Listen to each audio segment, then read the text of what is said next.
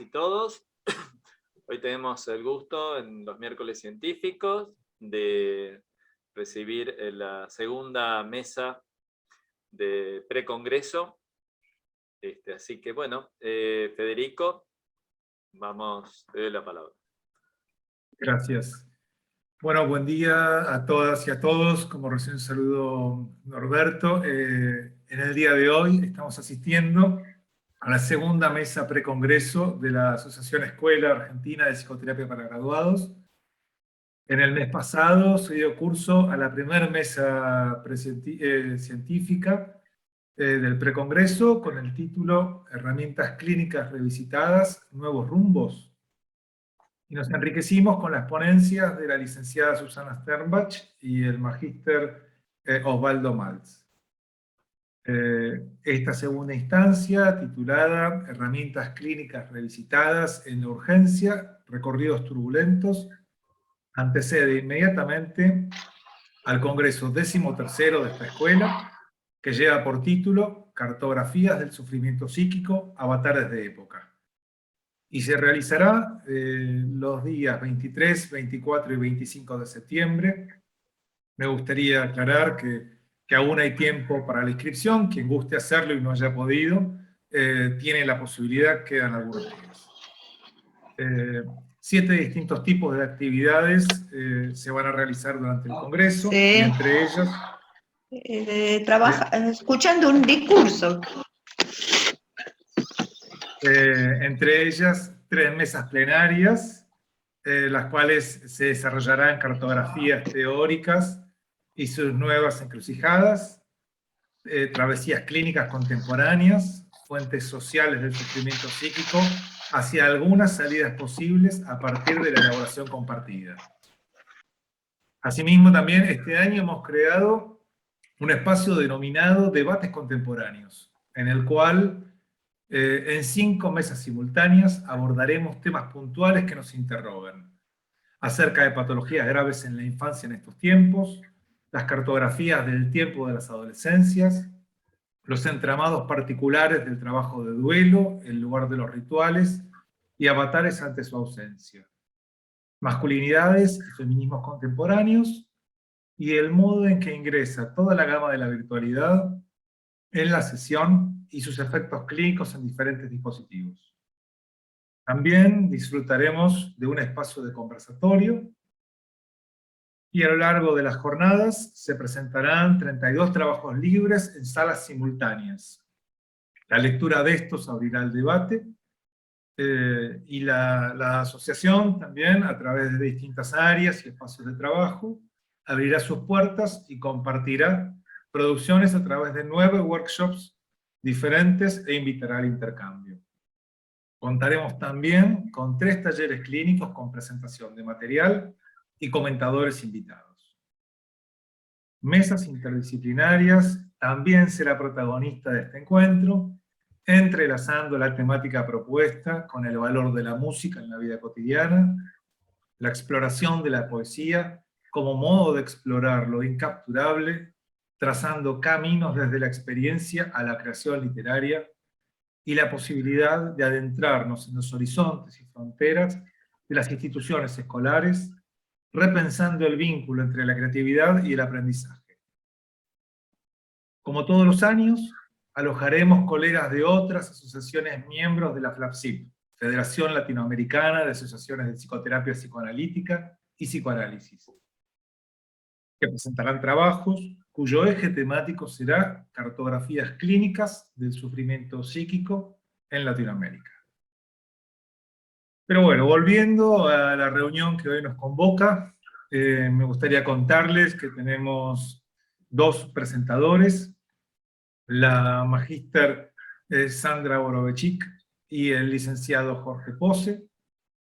Inicialmente escucharemos el texto que va a compartir la magístra Borovechik y después el licenciado Pose, y posteriormente abriremos a un debate público en el que, si gustan y tienen interés, van a poder ir volcando sus comentarios o preguntas en el chat de acá del Zoom.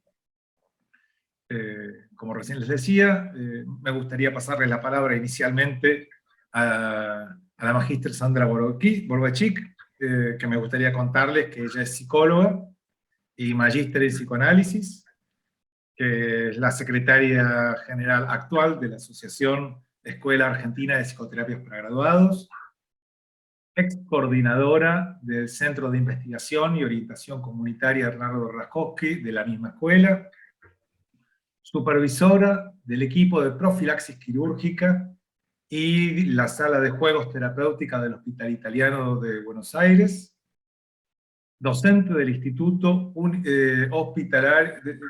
docente del Instituto Universitario del Hospital Italiano en cursos de posgrado sobre profilaxis quirúrgica y miembro de la Sociedad Argentina de Pediatría. Sandra, te cedo la palabra. Bueno, muchas gracias, Federico. Buenos días.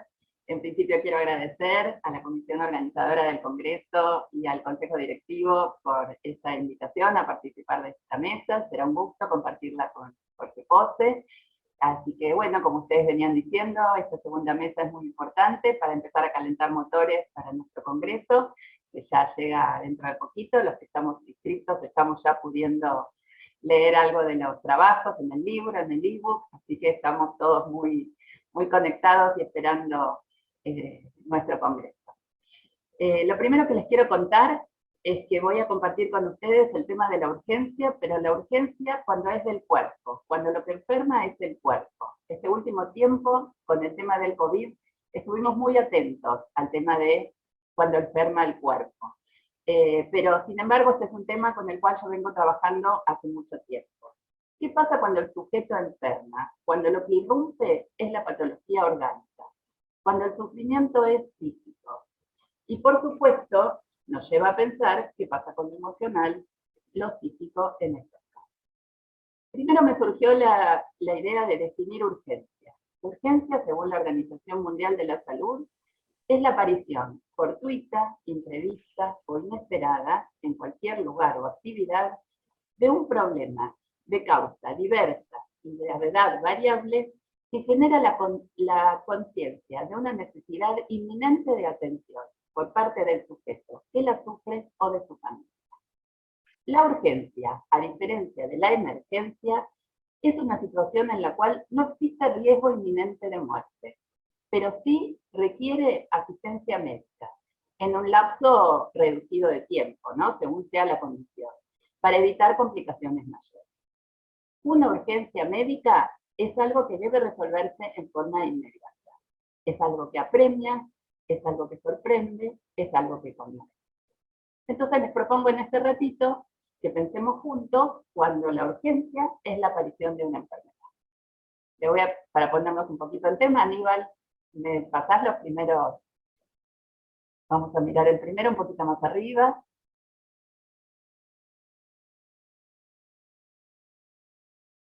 No, para el otro lado. El segundo. Ahí.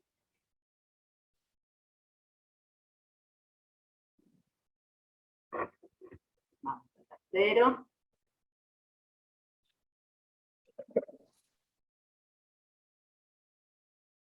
Y vamos a ver. A ver, subir un cachito. Ahí no. Esto pertenece a una publicación del Hospital Italiano que se llama Pequeños Gastos del Oficio Médico, de Cotifur. Bueno, gracias, dejamos de compartir. La enfermedad aparece como un acontecimiento somático que irrumpe y se instala en el devenir temporal en la vida de un sujeto. Y si ese acontecimiento tiene una aparición inesperada, aumentará el impacto emocional. La enfermedad somática produce un corte en un continuo, que es la rutina, la vida cotidiana del sujeto, de su familia, la relación con sus amigos, con la escolaridad, con la vida laboral. Y centra la atención en la patología. O sea, el acontecimiento cambia la posición subjetiva, cambia la temporalidad y se genera un tiempo propio. Les habrá pasado, o les habrá pasado a alguien cercano. Y el acontecimiento es algo que irrumpe, como la noticia espero que no, de un diagnóstico grave o un accidente, altera de forma transitoria o definitiva la vida del sujeto y su contexto. Esto produce una marca y su aparición supone un antes y un después. La enfermedad puede constituir una amenaza, a veces severa, a la integridad corporal del sujeto, y genera emociones y sensaciones particulares. Estas serán acordes a la interpretación y el significado propio que toma para cada sujeto, para cada familia, para cada contexto y hasta para cada época. La enfermedad puede producir modificaciones en los vínculos y en la familia. Y me van a escuchar siempre hablar del sujeto y su familia, porque cuando suceden estos eventos, toda la familia está implicada en distintos grados, por supuesto. Esto me llevó a pensar, y a compartir con ustedes, ¿cómo puede compartir el equipo de salud, cómo puede colaborar, el equipo de salud con el sujeto y su familia cuando alguien enferma? Y si la enfermedad irrumpe sin aviso, como es el caso de las urgencias, lo veremos especificar. Sandra, perdón, ¿podrías hablar más despacio y un poco más fuerte? Ok. ¿Sí? Cuando pensé cómo abordar este tema, me convocó el título de Herramientas Clínicas Revisitadas. Y pensé, ¿cuáles eran esas herramientas a las cuales yo visito continuamente o que sigo visitando desde mis primeros aprendizajes? Eso me hizo evocar mis inicios en el Hospital Italiano, en el Servicio de Salud Mental Pediátrica.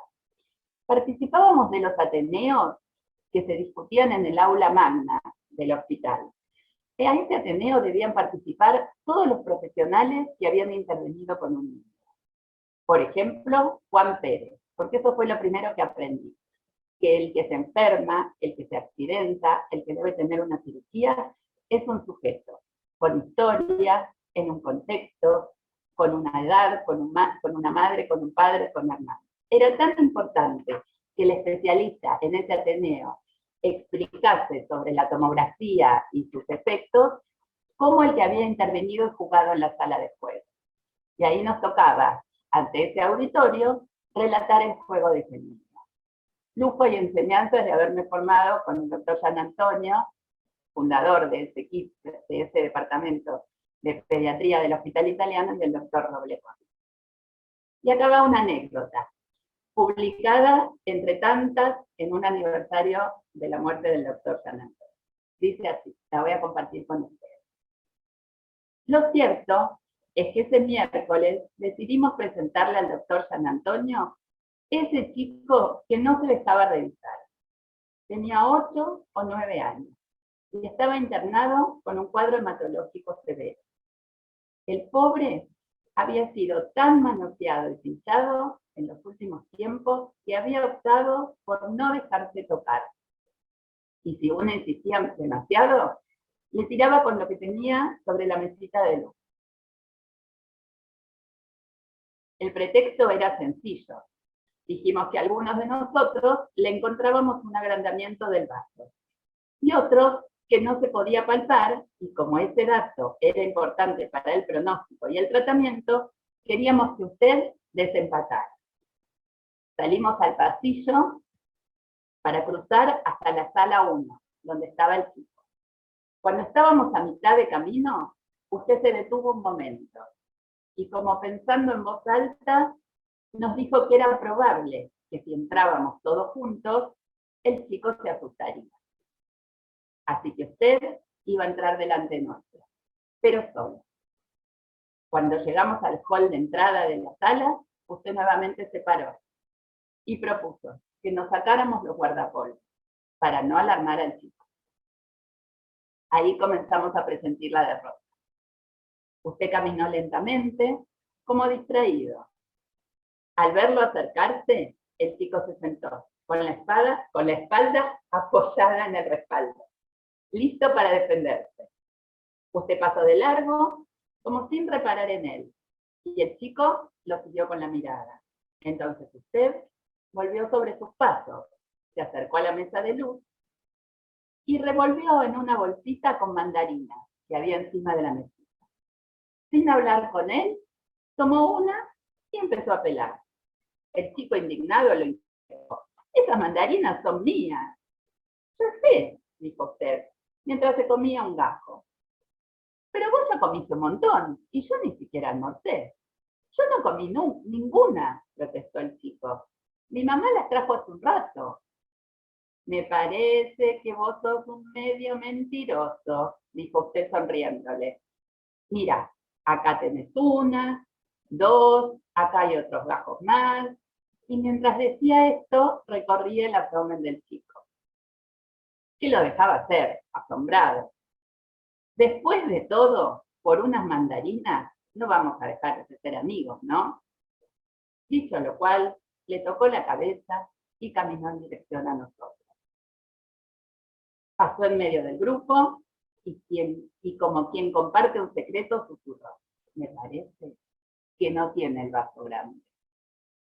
Han pasado los años y cuando de tarde en tarde recibo en el consultorio algún chiquito asustado que no quiere que lo revisen, puedo adivinar que encuentro en su panza lo que acaba de comer, guiado por el recuerdo entrañable de aquellas mandarinas que usted podía contar. Este es el recuerdo que fue publicado. ¿Serán estas las herramientas clínicas interesantes para ser revisitadas por los equipos de salud? Los cuerpos son protagonistas.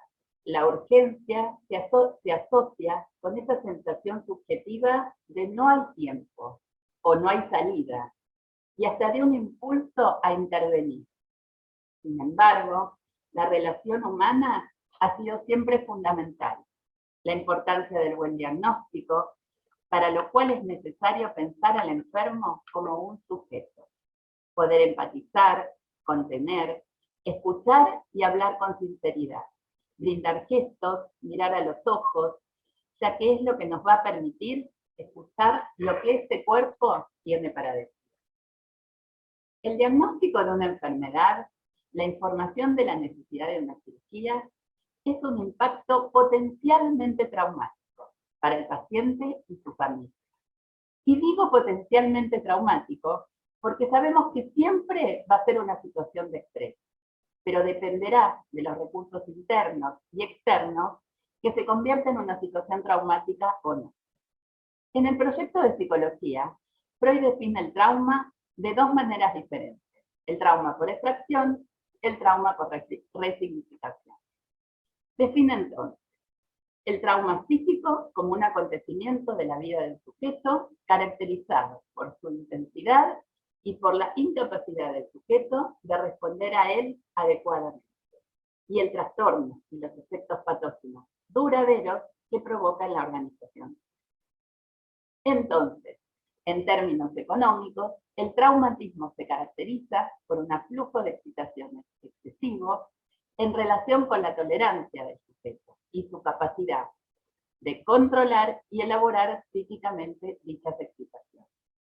La consecuencia del trauma es la incapacidad del aparato de liquidar las excitaciones o elaborarlas por los medios habituales, lo que inevitablemente va a dar lugar a trastornos duraderos del funcionamiento energético. Voy a resaltar lo que dice Laplace y Pontalis cuando plantean que no puede hablarse de acontecimientos traumáticos de un modo absoluto sin tener en cuenta la susceptibilidad propia del sujeto. Para que exista trauma en sentido estricto, o sea, la falta de abracción de la experiencia, la cual va a persistir en el psiquismo a modo de cuerpo extraño, deben darse determinadas condiciones objetivas. Entonces, me parece interesante señalar que no todo sujeto va a reaccionar de igual manera frente a iguales acontecimientos. Algunos, frente al evento médico, van a poder producir señales de alerta que permitan poner en funcionamiento mecanismos adecuados. En inhibición, síntoma y angustia, va a decir Freud que el yo, al desencadenar la señal de angustia, intenta evitar verse desbordado por la aparición de angustia automática, que caracteriza la situación traumática, en la cual el yo se hace indefenso. A esta angustia la denomina señal de angustia, y la función de la misma es alertar al aparato psíquico para que ponga en funcionamiento los mecanismos de defensa.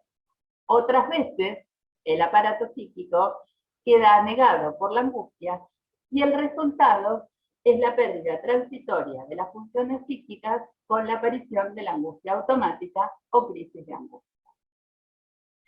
Siguiendo la propuesta de Ben-Shakar, que la toma Guillermo Rinaldi en su libro Prevención psicosomática del paciente quirúrgico, dice, en el primero de estos casos estaríamos hablando de una vivencia estresante, que es aquella que produce una alerta psíquica, donde la angustia es moderada y se estructuran defensas apropiadas. Angustia señala en Freud. Mientras que en el segundo caso sería una vivencia traumática la que provoca una brusca discontinuidad psíquica, provocando angustia automática para siempre. Entonces, evaluar la vulnerabilidad psicológica, concepto que toman estos autores, del paciente y su familia, es un concepto que resulta muy útil para poder ayudar al paciente y a la familia, ¿no? Bueno, pensemos ahora la relación del equipo médico con el paciente y la familia. Para poder realizar una práctica médica, es fundamental el modo de relacionarse con el paciente y la familia. Cuando el médico informa un diagnóstico, debe también escuchar al paciente, y mucho más si ese diagnóstico es inesperado. Dar tiempo de aceptar y procesar lo acontecido. Favorecer la confianza para poder alcanzar los mejores resultados en los tratamientos propuestos. Es importante para que las familias se sientan acompañadas y contenidas durante el transcurso de la enfermedad o de la internación.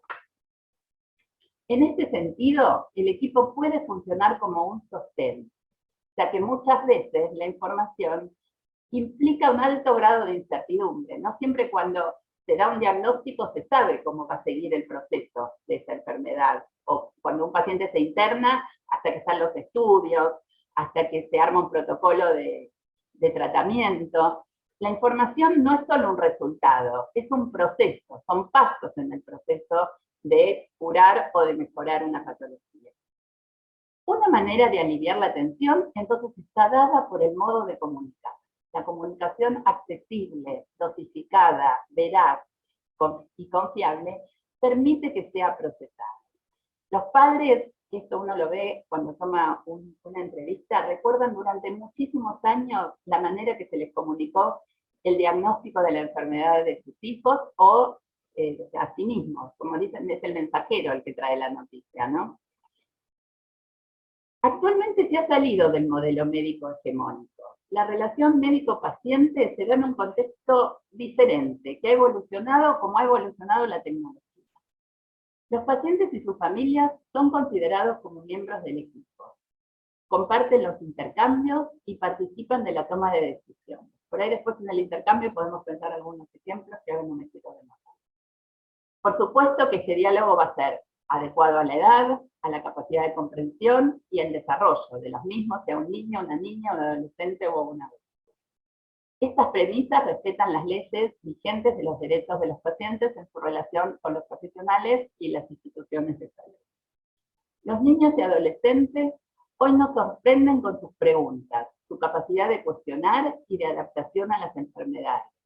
Indagan y buscan las patologías en Internet. Los padres también cotejan la información de los médicos en Internet. Se informan en los foros de las redes y arman grupos de Facebook. ¿Qué nos pasa a los analistas en el hospital? ¿Qué nos pasa frente a la enfermedad orgánica? Los analistas estamos preparados para abordar el malestar, el sufrimiento psíquico, estamos acostumbrados a escuchar historias, a veces terribles, pero ¿estamos preparados para asistir a escenas del padecimiento orgánico? Nos ayuda, o al menos a mí me ha ayudado, nuestro trípode freudiano y su cuarta pata en información tan importante. Ahí veo las caras de mis compañeras del 2x1, del grupo. ¿Qué es compartir con colegas? ¿Qué es armar equipos de trabajo? Nuestra tarea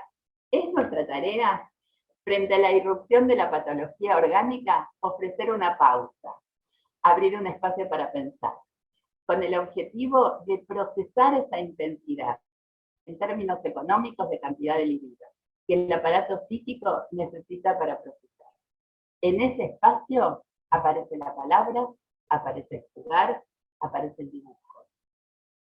Aclara Freud en Más allá del principio del placer, que no se toma en cuenta solamente la cantidad y la calidad del estímulo que ingresa al aparato, sino también la capacidad de ligazón que va a tener el sistema. A mayor investidura, se necesitan más recursos energéticos para poder tramitar y ligar físicamente.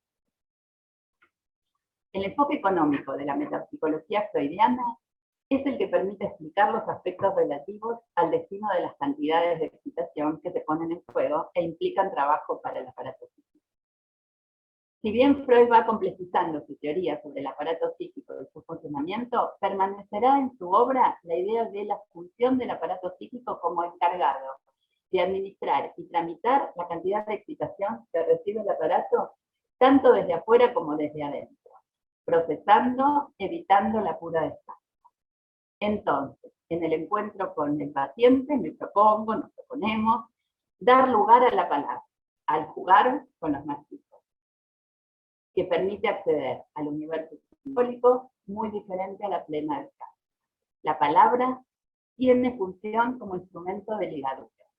La posibilidad de expresar por palabras, de comunicarse, se refiere a la capacidad de intercambio afectivo y de integración con otros, posibilitando la creación de redes, tramas vinculares, que compromete al individuo con sus pares, con su contexto y favorece el procesamiento.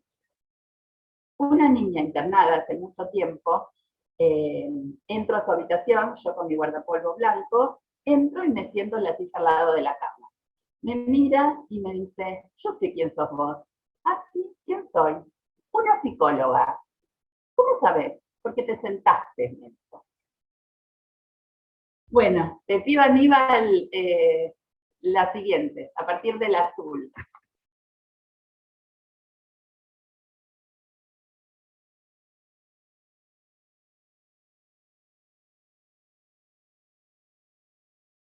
Traigo estos gráficos porque son publicados, como esto queda grabado. Para que vean más las producciones.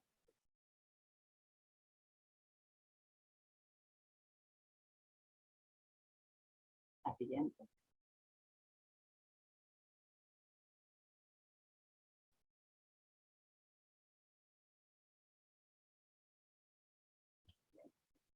Acá por ahí.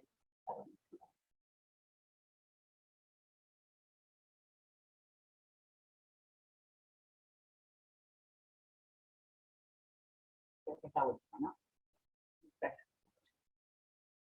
Hasta ahí entonces, gracias, Aníbal.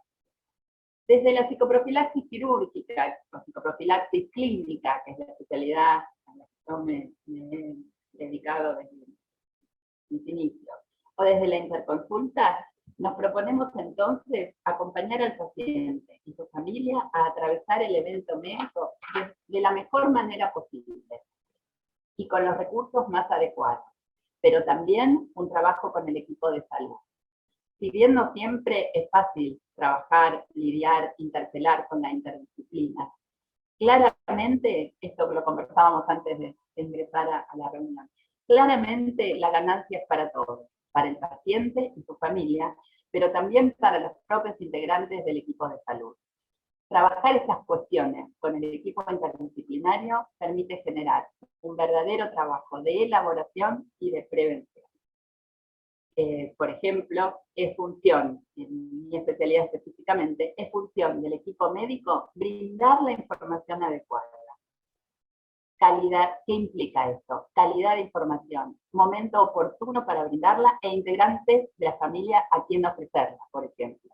Siendo tarea del equipo psicológico ayudar a metabolizar el impacto de la información.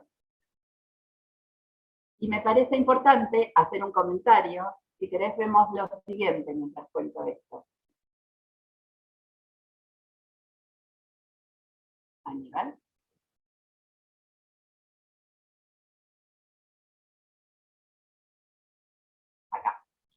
me parece importante hacer un comentario sobre estas herramientas lúdicas, el autito que lleva a los niños a los quirófanos, que ha sido implementado en varios hospitales acá en la Argentina, el resonador, si querés ver la siguiente, resonadores en forma de nave espacial.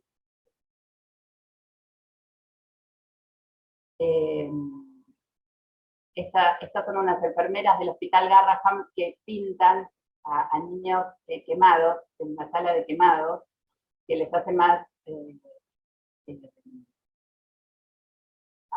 probable que puedan, todo lo que implica mirarse al espejo y hacerse las curaciones, los hacen a través de la enfermera esta que los va pintando. Estas herramientas, muchas gracias. Estas herramientas son maravillosas, hacen más amigable la experiencia médica, pero siempre y cuando quede claro que es como si estuviéramos yendo a una nave espacial, sin perder de vista que el objetivo de estar allí es para curarse, para mejorarse, para arreglarse una parte del cuerpo. Esto me parece fundamental de señalar, que son experiencias que acompañan la experiencia médica. Y no me voy a detener en esta conferencia para hablar de todas las potencialidades del juego, que sería para otro momento. Bueno, Federico, vos dirás que cierre, ¿no? Tengo algunas cosas para contar de la pandemia, pero lo dejamos para después, ¿no? Cómo no, dale, muy bien, me parece muy bien. Entonces, para Realmente... cerrar, espera que digo una cosita y cierro. Entonces, para cerrar, creo que la patología orgánica, y más si su aparición es inesperada, genera para nosotros, profesionales de la salud, un gran desafío para acompañar al sujeto y su familia que debe transitarlo. Se trata entonces de poner en juego nuestra creatividad e ingenio para seguir revisitando y rediseñando nuestras herramientas. Gracias.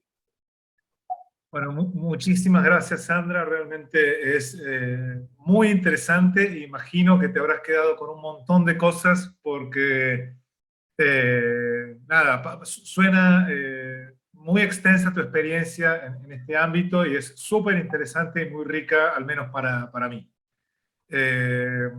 Ahora le voy a dar la palabra a Jorge Pose. Antes de ello, me gustaría presentárselos. El licenciado Jorge Pose es psicoanalista, terapeuta de parejas y familias, es investigador, docente y supervisor en emergencias en salud mental, es psicólogo de guardia del Hospital Piñeiro y autor del libro El loco se subió a un avión, antimanual de urgencias en salud mental, publicado por la editorial Topía muy recientemente en mayo de este año.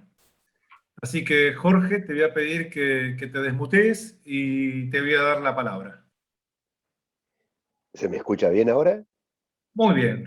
Bueno, muchas gracias. Gracias por invitarme. Y bueno, y un placer escuchar la exposición de Sandra, esta hermosa. Me quedé conmovido con la historia de las mandarinas. Bueno, como había que hablar solo 20 minutos, escribí, pues la única, si me pongo a hablarle, tengo tanto para contar y me entusiasmo tanto con estas cosas que no terminaría más. Así que voy a empezar leyendo algo. Releo para mí, pero en voz alta y frente a ustedes, las dos frases que convocan al próximo congreso y las dos que titulan esta mesa. Cartografías del sufrimiento psíquico, avatares de época. Herramientas clínicas revisitadas en la urgencia. Recorridos turbulentos. Me siento como si frente a un banquete cuyo menú desconocía, descubriera con grata sorpresa que los platos son exactamente los que más me apetecen y hubiera elegido en el mejor menú a la carta. O mejor aún, incluyen a los que ahora descubro que deseo y no hubiera pensado solicitar. Las 4 frases me resuenan personal e íntimamente. No puedo evitar asociar las cartografías y las turbulencias a mi pasión por la navegación, las cartas náuticas, las olas, las corrientes y los vientos. Navegar exige realizar reparaciones imprevistas con los recursos disponibles. Yo no voy a ningún lado sin mi caja de herramientas y un rollo de alambre. Y cuando pienso en la clínica, la imagino como un trabajo físico, que en la urgencia suele ser improvisado, como cuando atamos con alambre, y creativo, como cuando usamos una cosa para reemplazar a la otra. Para estos trabajos contamos con un maletín de escasas, pero muy versátiles herramientas. Justamente el reconocer qué herramientas tenemos y cómo las usamos resume lo que intentaré transmitir en los próximos minutos. También, atendiendo urgencias, me siento navegante de una época. En la guardia de un hospital palpita la cresta de la ola rompiente del presente. Ser clínico en urgencias en salud mental es poder surfearla. Hace una cantidad enorme de años, yo era un inexperto psicólogo concurrente en un hospital general, el Piñero. En aquella época los principiantes, tanto psicólogos como médicos que iniciaban la especialidad en psiquiatría, decíamos y tal vez creíamos que éramos psicoanalistas, entre comillas. Y como trabajábamos en un hospital, nos preguntábamos y discutíamos. ¿Es posible el psicoanálisis en el hospital? Como si psicoanalista fuera un título de nobleza y el hospital fuera un lugar plebeyo. Como yo me identificaba como psicoanalista, esta situación me causaba malestar. Si soy psicoanalista y el psicoanálisis no es posible en este lugar, entonces ¿para qué estoy? Quiso el azar que en esa época se crearan en algunos hospitales generales de la ciudad de Buenos Aires, entre ellos el mío, los primeros cargos para psiquiatras y psicólogos de guardia, y yo quedara ocupando uno de ellos. Solo conocía entonces al servicio de psicopatología, aún no se decía salud mental en aquella época. No sabía bien que era una guardia, ni nadie me había explicado cómo funciona un hospital. Tampoco, y mucho menos, nadie me dijo qué se espera ni qué se supone que debe hacer un psicólogo o un psicoanalista en una guardia. Rápidamente entendí que quienes ya trabajaban allí entendían que al psicólogo y al psiquiatra les correspondía hacerse cargo y, si es posible, hacer desaparecer todo lo que no coincide perfectamente con la definición del paciente ideal y en general todo lo que molesta. Leí con interés todo lo que encontré sobre urgencias. Abundante material psiquiátrico, generalmente referido a clasificaciones y a cómo controlar síntomas, y bastante material escrito por psicoanalistas para lectores psicoanalíticos, muchas veces apasionante, pero siempre referido a ciertas breves viñetas verbales, interesantes, pero que rara vez coinciden con lo que sucede y con lo que se hace todo el tiempo en la mayoría de los casos reales. Hasta ese entonces yo creía que psicoanalista era escuchar a alguien que habla y confundía cualquier otra acción con represión. Rápidamente aprendí que lo que caracteriza a una urgencia es que siempre hay algo inadecuado que debe ser controlado. Y que, así como si no se acepta ensuciarse las manos con barro, no se puede ser alfarero, si no se asume este aspecto restrictivo de las intervenciones, no se puede atender urgencias. O lo que es peor, se cae en la famosa fórmula, esto a mí no me corresponde, que es una frase, algunos dicen que hay un libro donde está todo lo que a uno no le corresponde, nadie lo encontró ese libro, pero es citado constantemente. El psicólogo cree que estas situaciones le corresponden al psiquiatra. El psiquiatra de hospital general cree que le corresponde al del hospital monovalente. Y este último puede creer, por ejemplo, que este caso es para el que hace electroshock o cosas así. Y todos en general podemos pensar que todas esas cosas violentas y desagradables le corresponden a los policías. Y los policías no se cansan de repetir que los jueces les atan las manos o de que sería mejor un gobierno represivo. En síntesis, lo que uno no contiene en el nivel al que le corresponde va a escalar hacia situaciones de peor riesgo, o peor violencia, o peor represión. Entonces decidí que no podía estar pensando todo el tiempo en si algo es o no es psicoanálisis y busqué una solución provisional. Decidí poner entre paréntesis el problema del psicoanalista en el hospital y me autoricé a intentar descubrir cómo es un trabajador de urgencias en salud mental suficientemente bueno.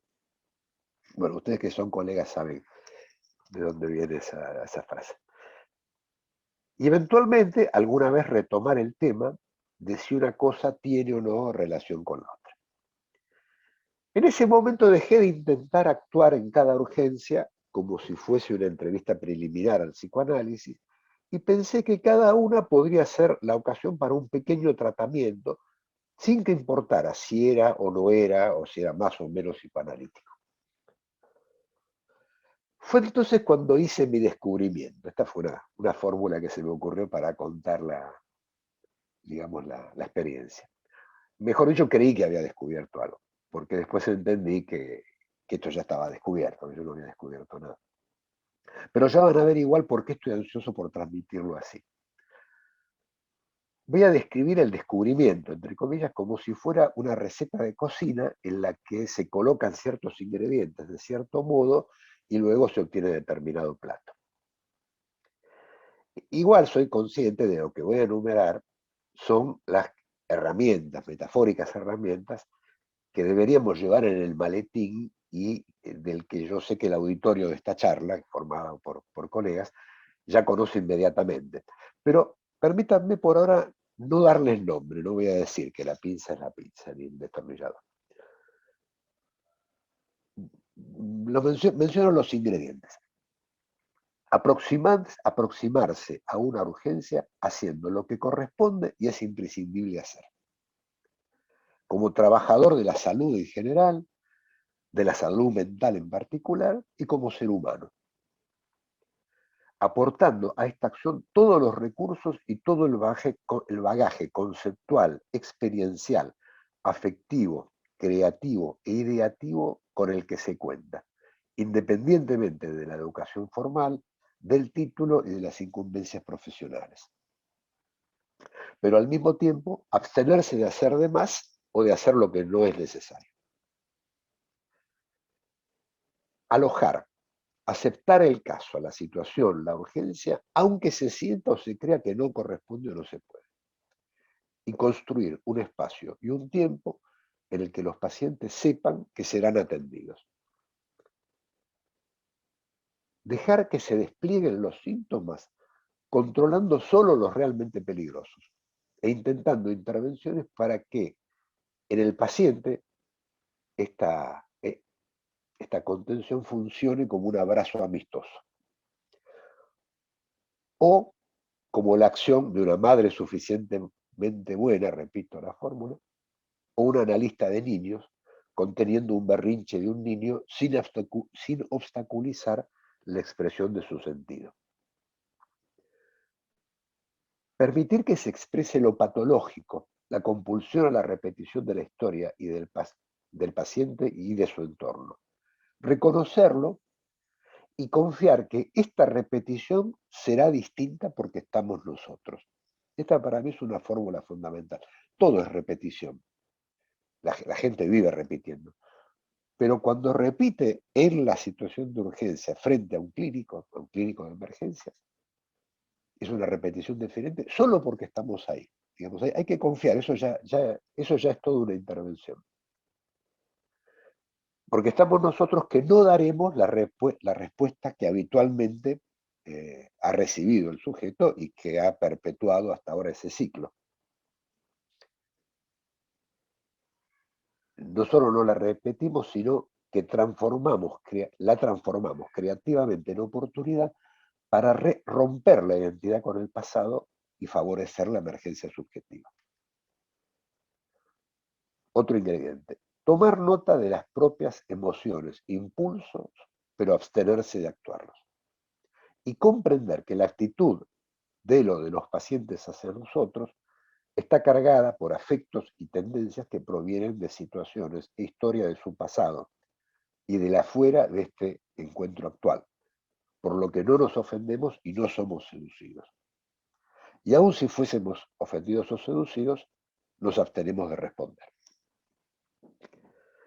Tener en cuenta que las conductas equivocadas, desubicadas, hostiles, etcétera, de quienes traen o envían o derivan al paciente, o de los que participan en la situación, policías, enfermeros, profesionales, autoridades institucionales, etcétera, o de nosotros mismos, no deben pensarse en este momento como debidas a defectos personales de cada uno, sino como consecuencia del efecto de resonancia o contagio momentáneo de la locura, que se comprende pensando en lo que sucede al tirar una piedra en un balde de agua cuando las olas generadas por el impacto se reflejan en el borde y regresan hacia el centro, chocando con las originales y generando caos.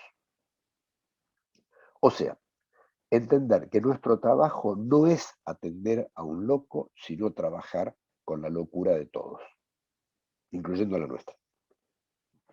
Otro ingrediente, tratar al paciente como un ser humano, aunque el paciente no lo desee y no se presente ni actúe como un ser humano.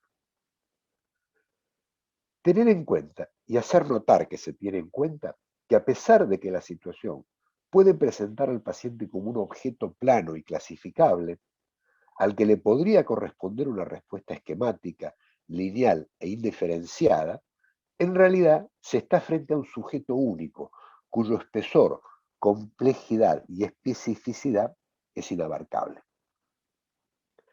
Y al mismo tiempo descubrir que aún en la persona más enferma, o más desagradable, o más mala, o más estúpida, hay algo extremadamente interesante y maravilloso. Escuchar al paciente cuando se logra que éste hable, y si no habla, o habla para empeorar, eso es importante, hacer creativamente algo para que hable y para que el hablar lo cure. Voy a subrayar esto de si se habla para empeorar. No siempre quien habla está trabajando, no siempre hay palabra plena.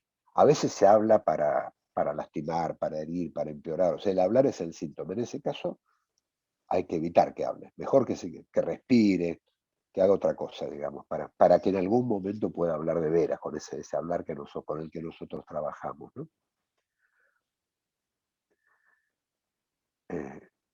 Bueno, otro ingrediente. Pensar en qué le sucede al paciente o a los pacientes e intentar compartir estos pensamientos con ellos, involucrándolos, interesándolos y haciéndolos participar. Y, si es posible, jugar con este trabajo, en el más alto nivel de simbolización, sinceridad y creatividad posible. Hacer todo esto a pesar de las dificultades y las resistencias del paciente y de los pacientes, de la institución, de la situación y de uno mismo. Bueno, si uno pone todos estos ingredientes, espero, les decía, en una receta de cocina uno espera que salga determinado plato. Bueno, el resultado esperado puede fallar, pero se puede obtener casi siempre, al menos en parte. O sea, no es una de esas cosas excepcionales para contar en un ateneo o guardar en una vitrina. Es lo que pasa en general, la mayoría de las veces. Bueno, ¿cuál es el resultado esperado? Se les hace posible a los pacientes hablar. Se dan cuenta de que son escuchados con interés y respeto. Empatizan con nosotros y nosotros con ellos. Los síntomas más desadaptados, la agitación, la violencia, la angustia en general, las situaciones que motivaron la intervención, se alivian.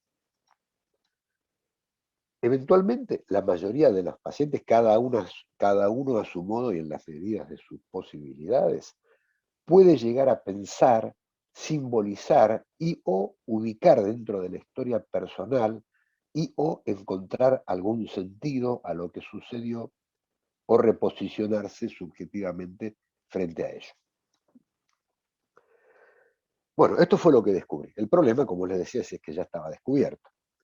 Lo que yo había redescubierto, reinventado al poner entre paréntesis a la condición de psicoanalista, era ni más ni menos que, entre comillas, al oro puro, como lo llama Freud en Líneas de avance en terapia psicoanalítica de 1918, al mismísimo psicoanálisis que había puesto entre paréntesis.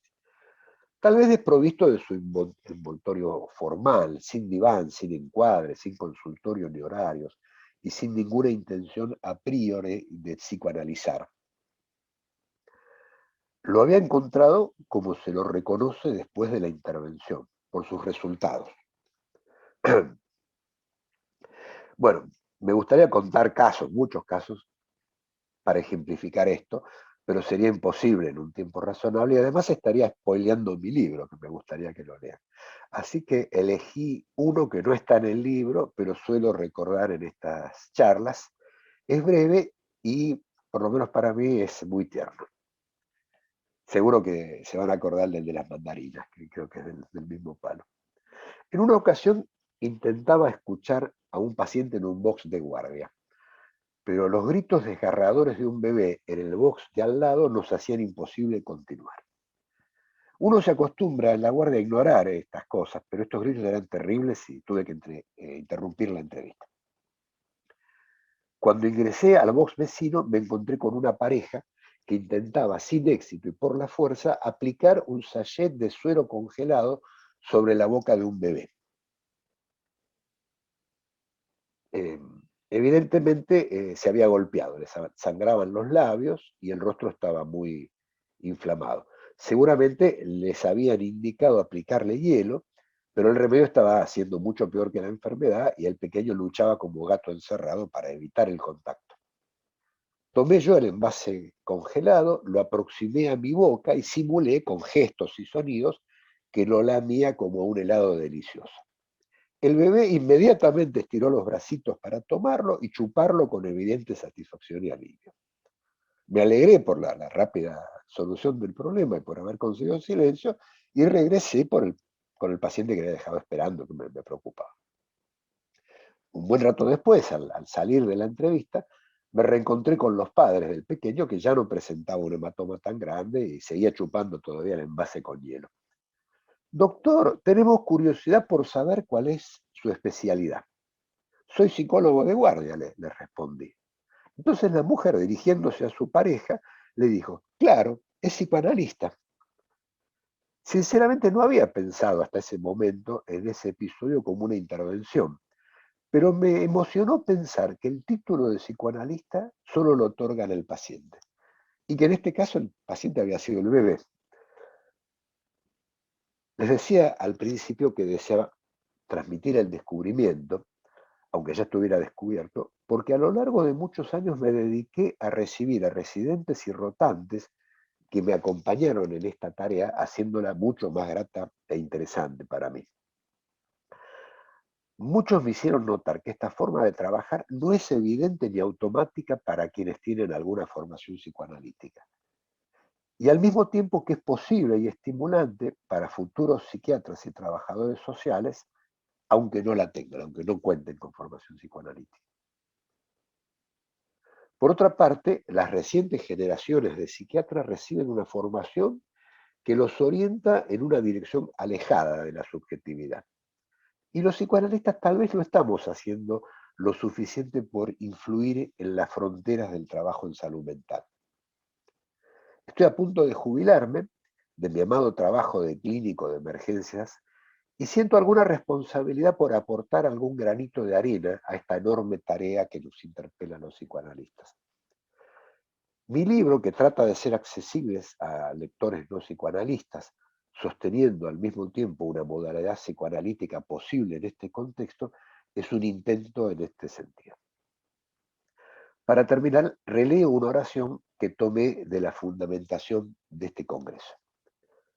Podemos decir sin dudar que allí donde acontezca alguna de las modalidades del sufrimiento psíquico, el psicoanálisis tiene un trabajo por hacer. Muchas gracias. Bueno, muchísimas gracias a vos, Jorge, también, y repito el agradecimiento a Sandra, y si tuviera que hacerme eco de los agradecimientos y de los comentarios positivos y cariñosos y favorables que hizo toda la audiencia, no terminaría más. Realmente habrán leído ustedes tantas muestras positivas de lo que fueron diciendo. Y más allá de la expresión de tanto agradecimiento, han hecho algunas preguntas o han hecho algunas observaciones que me gustaría compartir con ustedes, para ver si se puede tal vez desarrollar un poco más y contar un poco más o responder algunas inquietudes que tiene el público.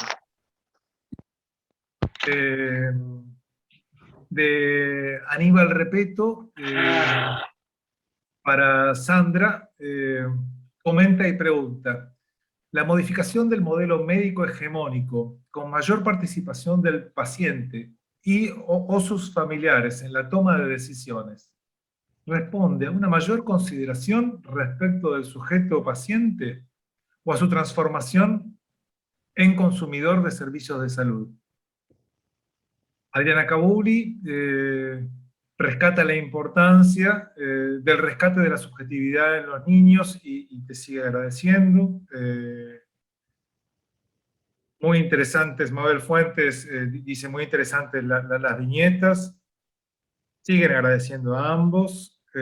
Elsa Hersch pregunta para Sandra: ¿qué pasa cuando esta posibilidad interdisciplinaria no se afianza para acompañar al paciente con sus ansiedades y su familia?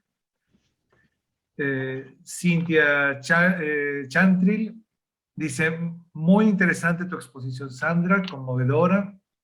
Me gustaría resaltar la dificultad tan destacable de encontrarnos en la clínica con la patología física, y que despliegues un poco más aquellas cuestiones que te permiten o te permitieron apuntalarte para trabajar en las mejores condiciones posibles. Liliana Fedberg pondera también tu exposición, Sandra. Emociona además ver cuánto se puede hacer y facilitar procesos de elaboración en situaciones de por sí complejas. Bueno, leo alguna más para Jorge y les devuelvo la palabra a los expositores. Osvaldo, para Jorge: muy interesante tu idea respecto del analista que no quede tan ajeno a la locura de la urgencia del paciente, para que la urgencia no sea tratada como un cuerpo extraño. Cintia Chantrill dice: muy interesante la idea de trabajar la locura de todos, ya que implica renuncias propias de la abstinencia en el ejercicio clínico, pero también ser lo suficientemente buenos para tolerar la locura institucional dentro del encuadre. Todo aquello que circula loco en el medio como energía desligada. Me gustaría que compartas situaciones clínicas que ejemplifiquen esto.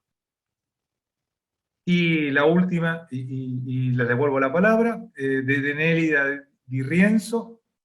Sandra, excelente tu trabajo, y le gustó, como a muchos, tu anécdota de las mandarinas.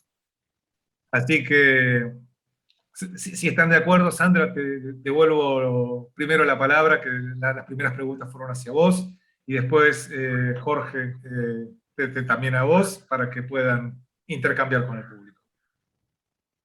Bueno, gracias, Federico. Lo primero que quiero decir es que me encantó escucharlo a Jorge. Yo había leído el libro y mientras lo leía veía cuántas coincidencias en el modo que él aborda su clínica, y me encantó. Yo siempre pienso esto de que uno va con su valija de herramientas, así que otra coincidencia. Y voy respondiendo la pregunta de la interdisciplina. Creo que cada disciplina va con su valija de herramientas, y el gran desafío es en el encuentro de las herramientas de cada disciplina, ¿no? Que a veces es más fácil y a veces es más difícil, ¿no? Lo específico de la tarea de la psicoprofilaxis, de la intercambio cultural, yo hago mucho hincapié en la información. Me parece que un paciente, y mucho más de un niño que tiene menos posibilidad de entender, que atraviesa una situación médica sin saber qué le va a pasar, lo transita mucho peor. Entonces, la información la debe dar el equipo médico, o la debe dar sus papás de lo que le dijeron el equipo médico. En ese sentido, los distintos integrantes del equipo de salud que interviene con el niño tienen distintas tareas. Entonces, si el psicólogo se encuentra, por ahí me preguntaban cuál era lo específico de la interdisciplina y algo en relación a las ansiedades. Si yo me encuentro con un niño que no sabe qué es lo que le van a hacer, vamos a primero pensar en qué momento estamos. No es lo mismo que yo me encuentre una semana antes que yo me encuentro en una situación de urgencia, donde a la brevedad va a ocurrir lo van a operar o lo van a... entonces también acá el tiempo es una cuestión en la cual no podemos tomarnos el tiempo, bueno, que vamos a tratar de trabajar juntos con la enfermera que esté ahí, con la instrumentadora. Ahora los instrumentadores quirúrgicos tienen una función muy diferente a la que tenían en su momento. La carrera de instrumentadores quirúrgicos ahora es licenciatura y ellos no son solamente quienes acercan el material como era en su época. En los cursos que nosotros damos, voy a pasar el SIGO en la escuela de psicoterapia, yo doy curso de psicoprofilaxis, e incluso se acercan al curso de la escuela de psicoterapia instrumentadores quirúrgicos, para poder acompañar al niño, a los niños, yo porque acá doy el curso para niños y adolescentes, desde otro lugar. Entonces, en ese trabajo interdisciplinario uno le pide a quien está en ese momento, al enfermero, al instrumentador quirúrgico, ¿qué es lo que le están haciendo? ¿Qué le puede anticipar de la información? Ese trabajo interdisciplinario es fundamental. Entonces uno puede escuchar, puede reforzar, puede corregir esa información. En general, uno intenta no ser el psicólogo. No sé, Jorge, vos me dirás si coincidís en esta idea. Yo elijo no ser yo la que doy la información, sino facilitar que sea el equipo médico, enfermero, instrumentador, quien dé la información y yo tratar de reforzar, ver si entendió, acompañar. En ese sentido, lo que iba a decir de herramientas. Me preguntabas, Aníbal, del modelo médico hegemónico. El modelo médico hegemónico, yo me refiero a cuando el médico decía, muy bien, su análisis es esto, su tomografía es esto, ¿no? Usted lo que tiene que hacer ahora es el determinado tratamiento. En general, ahora, con las nuevas leyes, con tomar al paciente como un sujeto de derecho, que tiene toda la decisión en sí mismo, el niño también, hoy en día es un sujeto de derecho que puede, a partir de determinada edad, depende de la práctica, si es invasiva o no, elegir si quiere y acepta hacer esa práctica, participar de la decisión, y en general se da a decidir, seguimos este protocolo o seguimos aquel. En un caso de urgencia o de emergencia, sacamos el respirador o no sacamos el respirador. ¿Ponemos la traqueotomía? No ponemos la traqueotomía. Entonces, no sé si tiene que ver tanto con, me preguntabas, como tomarlo como consumidor, sino como involucrarlo en las decisiones del protocolo a seguir. Ustedes me preguntarán, o ustedes pensarán, esto es buenísimo, lo hacen participar de las decisiones. Yo estoy totalmente de acuerdo que es buenísimo, pero también escucho el nivel de incertidumbre que le produce a la familia eso. Me ha pasado infinidad de veces que la familia escucha, podemos hacer A, B o C, y viene y dice, ¿y nosotros qué sabemos?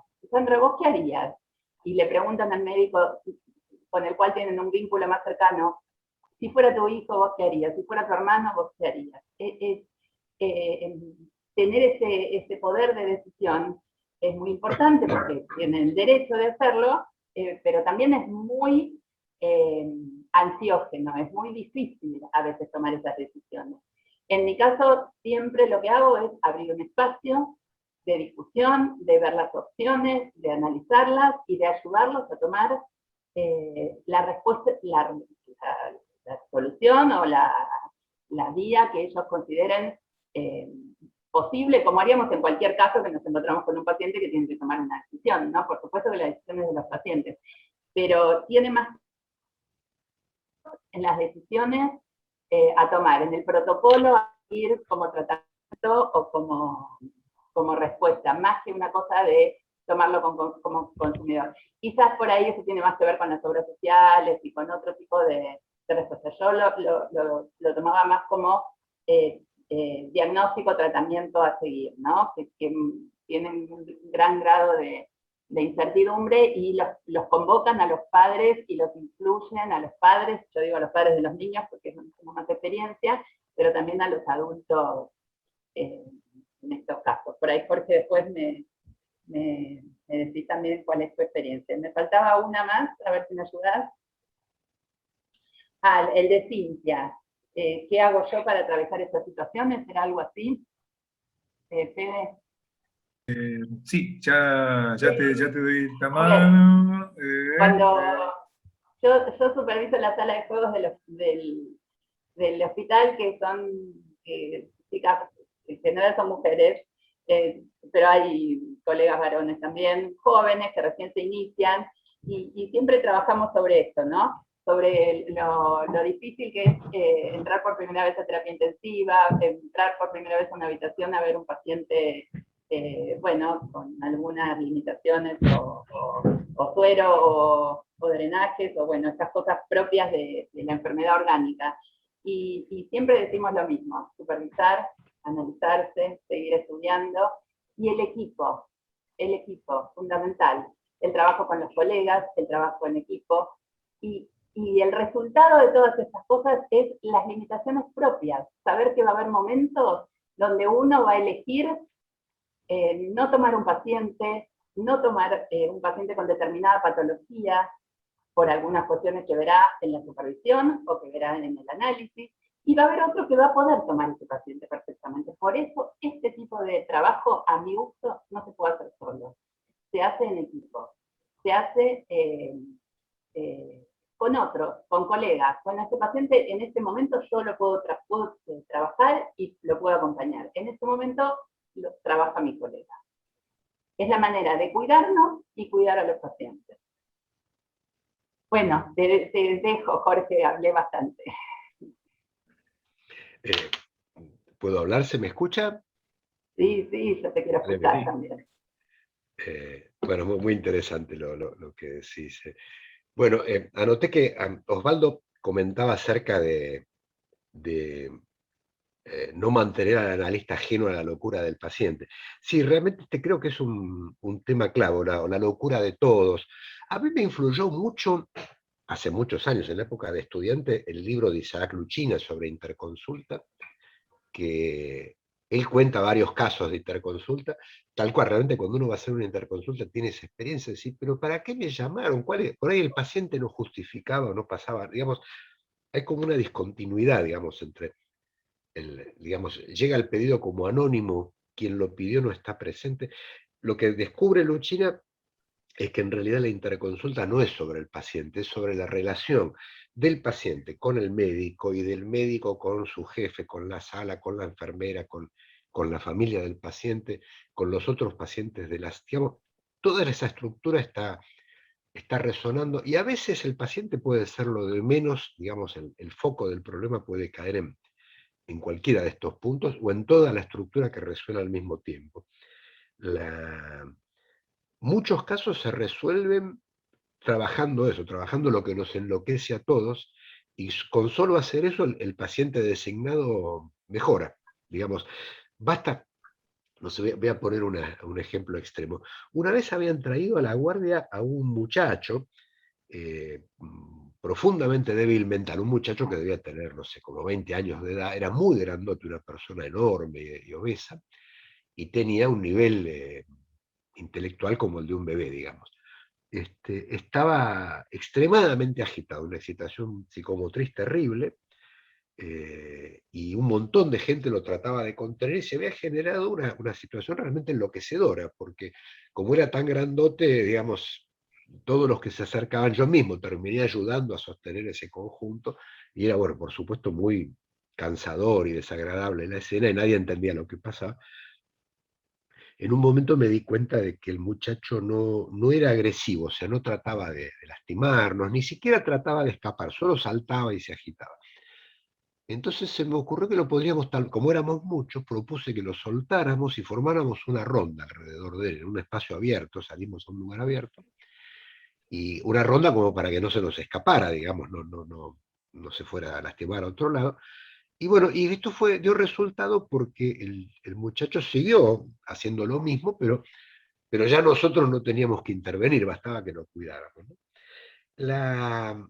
Esta situación nos tranquilizó a todos menos al pobre paciente.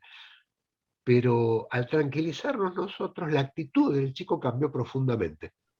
Digamos, estaba menos agitado. Por suerte, en realidad lo que lo tenía mal al chico, me informaron que era un muchacho que normalmente tranquilo, que no tenía síntomas psiquiátricos, y que ese día, como no había no sé qué medicamento, le habían dado otro, haloperidol, y entonces lo que tenía era una de estas reacciones extrapiramidales que producen rigidez. Y me di cuenta porque se agarraba, se tironeaba de la lengua. Cuando pensamos esto, todo se aclaró. Pero lo importante es que a esa altura, digamos, la gran emergencia ya empezaba a estar resuelta porque nos habíamos organizado en el grupo. Digamos, dejamos de estar locos y formamos un círculo continente. Digamos, lo tomo como un ejemplo de una intervención ecológica, donde no nos metemos con la cosa misma, sino con el sistema que lo compone. Y me parece que esa es realmente algo muy común creo que en todas las urgencias, sobre todo en una guardia general, en un hospital público, es que como hay tanto trabajo y es un trabajo para el cual, claro, porque ustedes saben, la ley dice cómo hay que atender a estas cosas, pero nadie creó los dispositivos, o sea, no hay lugar, no hay espacio, no hay comodidad. Entonces la sensación que uno tiene es que todo es imposible. Y justamente esa sensación es la que obstaculiza, porque si uno está con la idea de que es imposible, entonces no puede hacer nada y se transforma en un engranaje más de una maquinaria burocrática. A veces resulta que basta decir, bueno, sí, lo voy a atender, o sea, voy a alojar el problema para que, digamos, el problema empiece a solucionarse. Bueno, y les iba a decir que muchas veces la pelea que se arma, ¿por qué derivaron a este paciente acá cuando lo tendrían que haber atendido allá? O bueno, digamos, siempre hay una especie de enojo con quien deriva, con la misma familia. ¿Por qué trajo al paciente ahora y no a no sé, a quien lo debería atender o en otro lado? Recién se empieza a resolver esto si uno piensa todo esto, incluyendo mi propio enojo y molestia, si yo estoy invadido por ella, es parte del mismo cuadro. Digamos, lo que me está pasando a mí ahora con el sistema de salud, con el director del hospital, con que no tengo un consultorio donde atender, de algún modo es isomórfico, tiene una relación estructural con lo que le pasa al paciente con su mundo. Llevándolo al extremo, si yo consigo resolver esto que me pasa a mí con mis compañeros, entonces por lo menos estoy empezando a resolver lo que le pasa al paciente con su mundo. Bueno, tomemos el caso este del débil mental como alguien me pedía un caso, digamos, hay tantos casos y son tan divertidos, cuando uno se pone a contar caso por caso, se lleva todo el interés, digamos. Pero tomo lo que decías vos sobre dar la información. Por supuesto, comparto con vos que no nos toca a nosotros ser los que damos la noticia, porque si lo hiciéramos perderíamos nuestro lugar, digamos, de mediadores, de ese otro lugar, digamos, que tenemos. Y además, nosotros no somos dueños de la noticia. Por ejemplo, a alguien, no sé, le pasó el tren por encima y lo cortó a pedacitos y es obvio que está muerto. Pero digamos, el decir esta persona murió es tarea del médico, digamos. Yo no hago diagnóstico, ni siquiera el de muerte, ni siquiera que sea evidente. Entonces, bueno, que lo diga un médico. Lo que me parece que es muy importante es para el médico que nosotros estemos parados al lado. Digamos que le hagamos de puntal, lo soportemos, lo apoyemos a él, y no, digamos, algo que el médico nunca tiene ni puede, y a mí me sobra, es por lo menos la actitud de que yo tengo todo el tiempo del mundo, aunque no sea cierto. Pero yo voy a cada caso con un cartel en la frente que dice yo tengo todo el tiempo. O sea, si por ejemplo el paciente se conmueve y el médico se tiene que ir, bueno, ya dio la noticia, ya se puede ir, ¿ok? Yo me puedo quedar todo lo que haga falta. Normalmente me quedo unos minutos, pero me parece que ese es un ingrediente decisivo de esa intervención. Bueno, y también a veces hay que ayudarlo al médico a no desviarse cuando lo que tiene que decir es muy malo, muy doloroso, es muy fácil que se vaya por la tangente. Por ejemplo, he visto médicos que empiezan a hacer una historia como si estuvieran haciendo una historia clínica desde que al final tiene que decir que se murió, por ejemplo, o algún diagnóstico espantoso, pero parece como si se perdiera por el camino. A mí me da resultado en ese momento poner una actitud grave y decir, el doctor les tiene que dar una mala noticia, con ese tono. Lo cual hace que se caiga, digamos, esa situación loca que se está armando. Entonces ya después todo lo técnico pasa a ser insignificante al lado de esa. Bueno, cuento un caso más. Una vez eh, había una persona en estado joven, un muchacho joven en situación de muerte clínica, o sea que era posible dador para donación de órganos, y ya había llegado el equipo del INCUCAE, que incluso había una psicóloga, pero se produjo una situación muy especial que desbordaba al equipo y yo sentí que me correspondía colaborar, que era que este muchacho era vivía en una villa de la comunidad boliviana que está cerca del hospital, que son medio como pasa con los gitanos, era un grupo de gente muy unida, muy solidaria, y prácticamente todos los vecinos, 100 personas, habían venido a acompañar a la familia y estaban ahí adentro y se había armado un alboroto.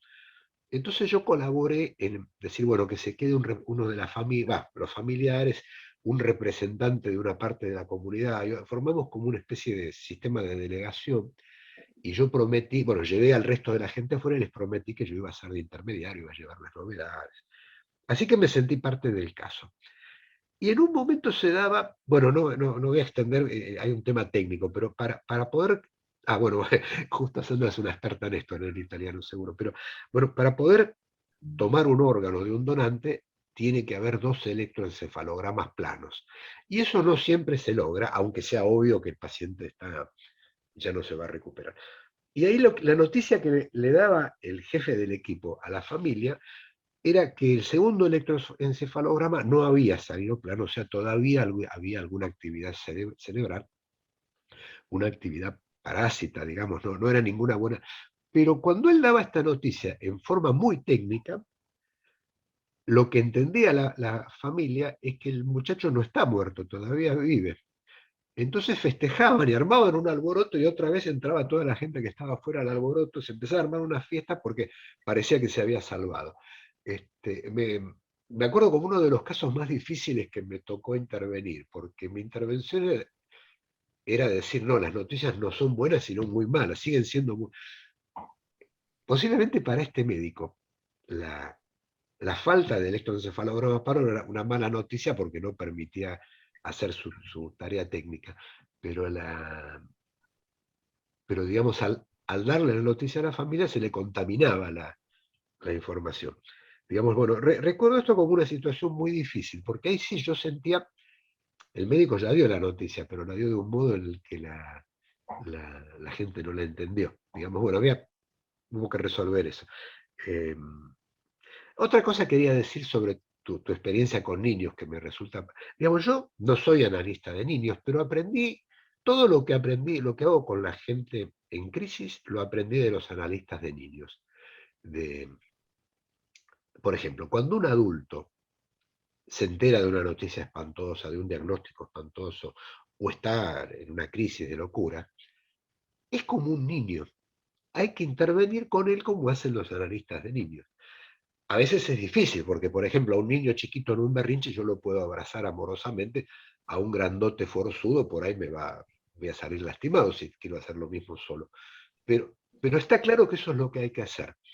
Y también no hay que hablarle a un adulto como se le habla a una persona, digamos, en perfecto estado de conciencia. Hay que pensar que también está como un niño frente a una situación de crisis y bueno, y por eso es tan crítico, digamos, tan sofisticado el instrumento que utilicemos para dar esa comunicación. Bueno, ya hablé un montón, les devuelvo la palabra a ustedes, así seguimos avanzando.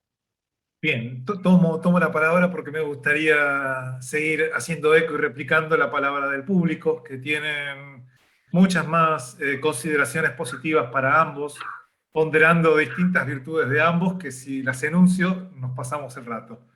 Así que voy a pasar a comentar algunas intervenciones y algunas preguntas más.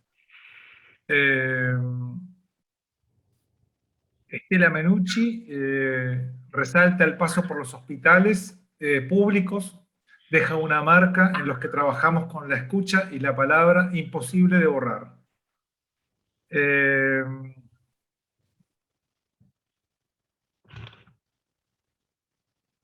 Mariana Tan, te agradece Jorge, tan psicoanálisis y tan humano te describe.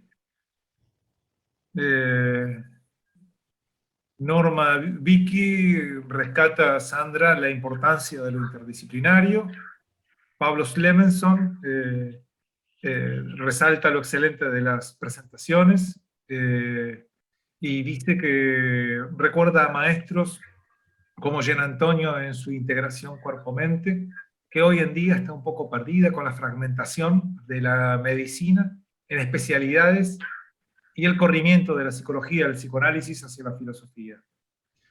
Liliana Jiménez te pide, Sandra, si podrías contarnos los efectos de intervención con la familia, si tiene alguna especialidad en esa circunstancia. Graciela Van Damme pregunta cómo se llama el libro de Jorge Pose.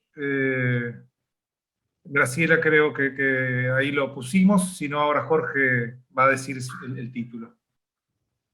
Ingrid, Jorge, te felicita y agradece tu exposición. Patricia Burmindo agradece a ambos expositores.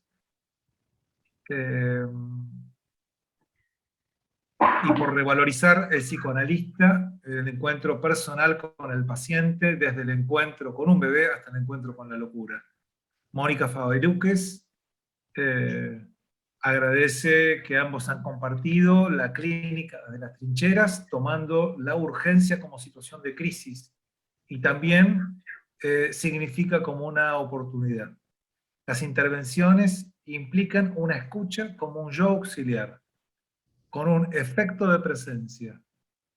Y pregunta, ¿cuáles serían las dificultades específicas de esta tarea? Como todas tienen sus imposibles. María Eugenia Farrés agradece también por las exposiciones. Todos los que trabajamos en urgencias sabemos cuánto hace falta sacarse el disfraz prejuicioso de analista y meter manos a la obra, hacer lo que corresponde. En relación con eso, le gustaría que ambos se explayen respecto de la cuestión del tiempo, pensando en que Freud dice que nuestro dispositivo tradicional, el del oro puro, se pregunta, no es efectivo en la urgencia por la falta del componente tiempo.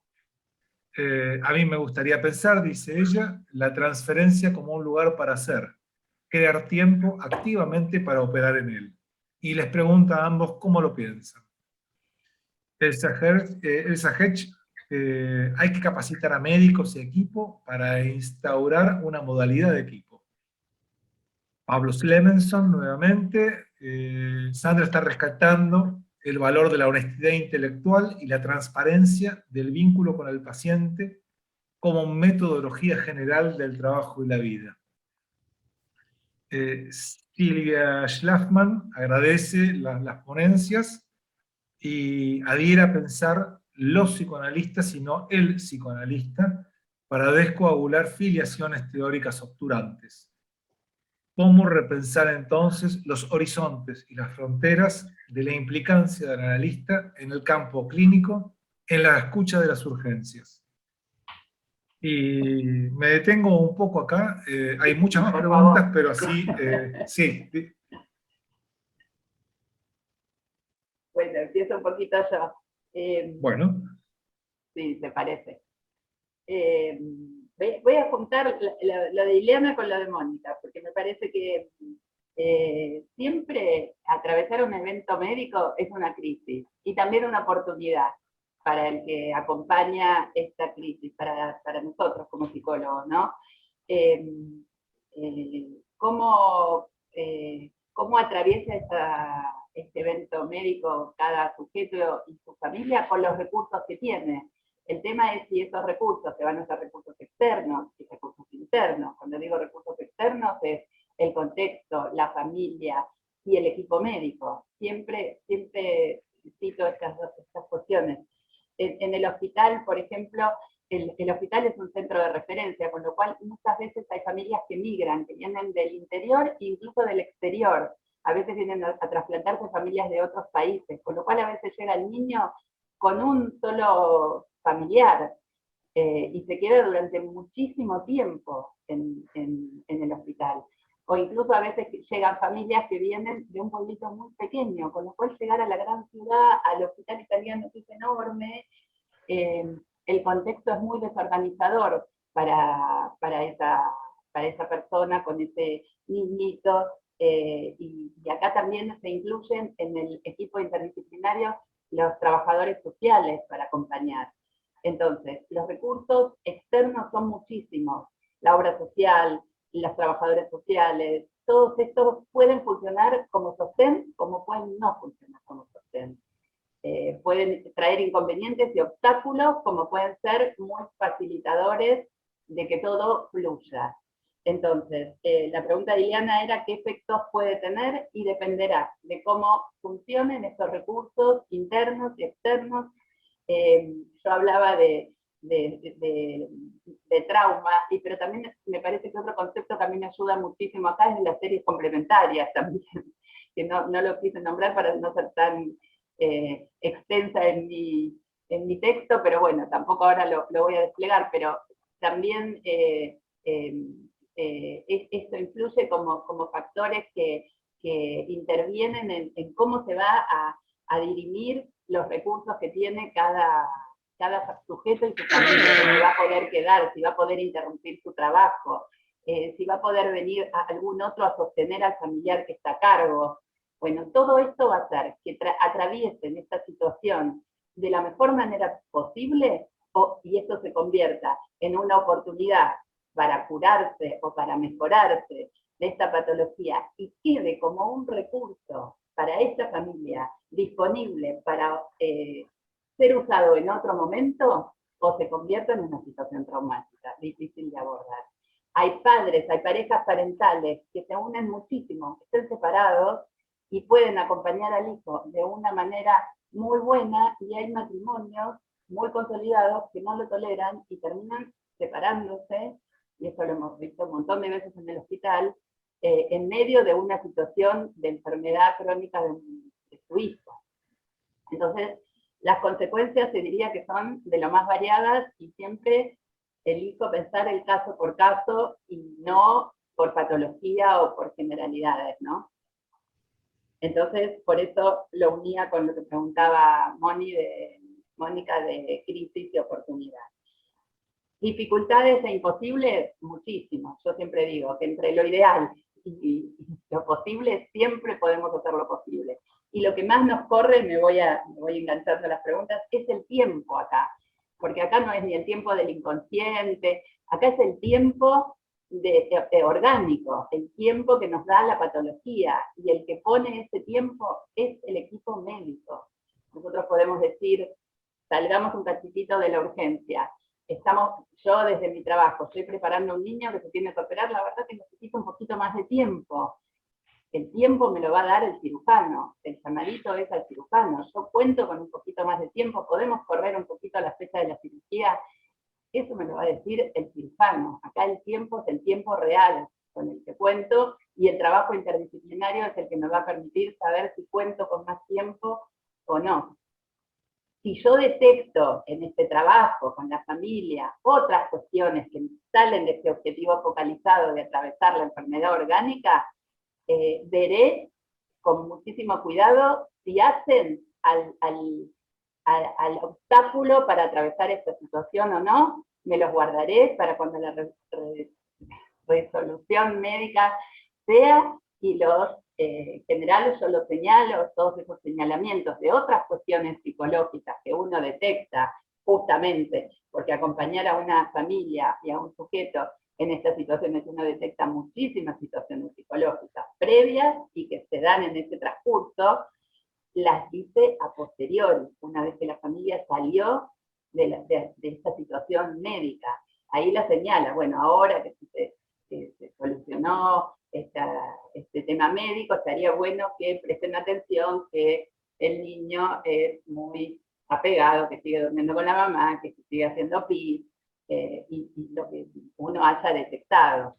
A veces los padres también preguntan algunas cuestiones psicológicas que no tienen que ver con el evento médico, y uno les sugiere que las dejen para otro momento, y que se focalicen en la enfermedad, porque la verdad que el aparato psíquico no puede procesar varias cosas a la vez, y es importante que todos los recursos estén al servicio de atravesar el evento médico. Me faltaba algo de Elsa, cómo se capacitan los equipos. Algo así era, Federico. ¿Cómo se ahí está Elsa, que sí. Así, la verdad que los cursos de psicoprofilaxis, se dan clases a los residentes, por lo menos en el hospital, se dan clases a los residentes. Cada vez que entran residentes nuevos, es como un empezar de nuevo, porque la verdad que esto no está instalado en las carreras ni de medicina, ahora se trabaja mucho también con los odontólogos, pero no está instalado en las carreras de odontología.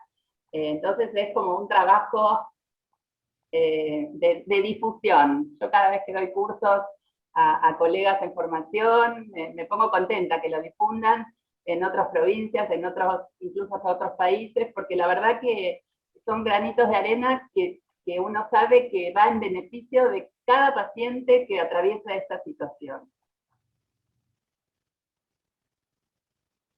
Bueno, te dejo, Jorge, a ti te escucho.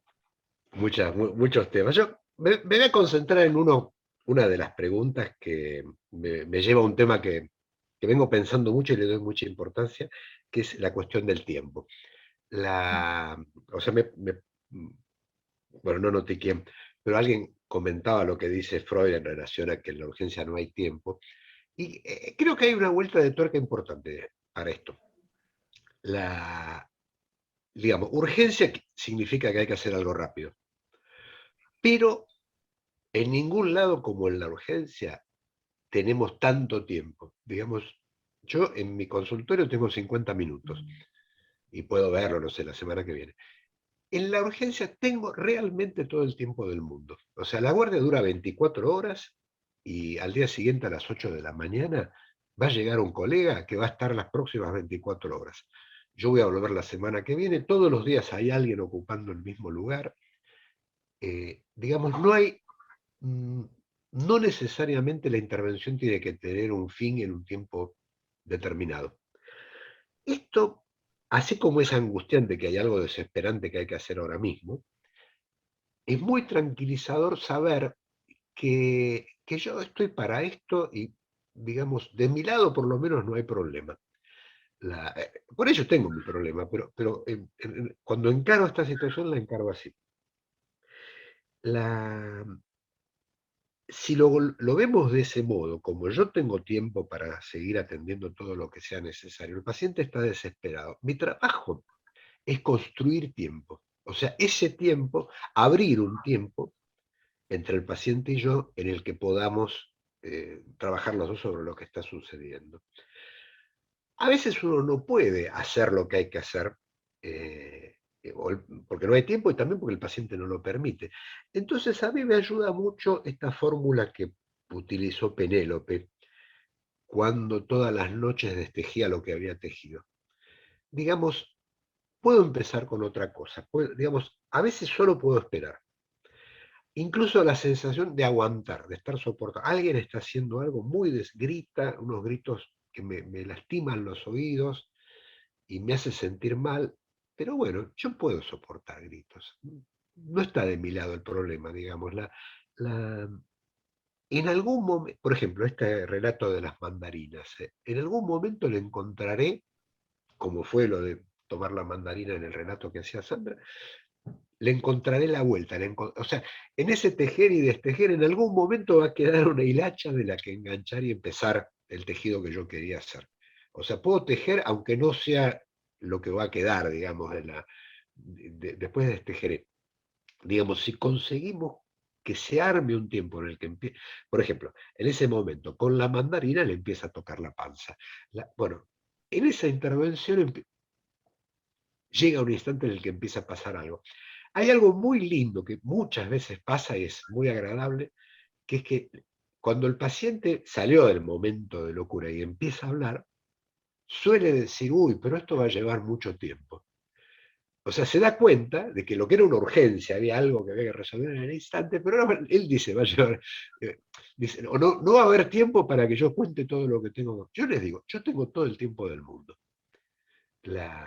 Y literalmente hay algo de verdad en esto, porque no es que yo ahora voy a estar todo el día escuchándolo, pero puedo estar un rato más y le puedo decir, podemos seguir otro día, usted puede, mire, mañana no estoy yo, pero está mi colega y yo le voy a contar que hablé con usted y usted puede volver y seguir hablando con él. Y ese tiempo que tenemos todo el tiempo del mundo es para él. Él a partir de acá puede dedicar todo el tiempo que quiera a curarse. Puede buscar psicoanálisis, no se puede cambiar de vida, digamos, para mí eso, bueno, y lo mismo pensé en relación al espacio.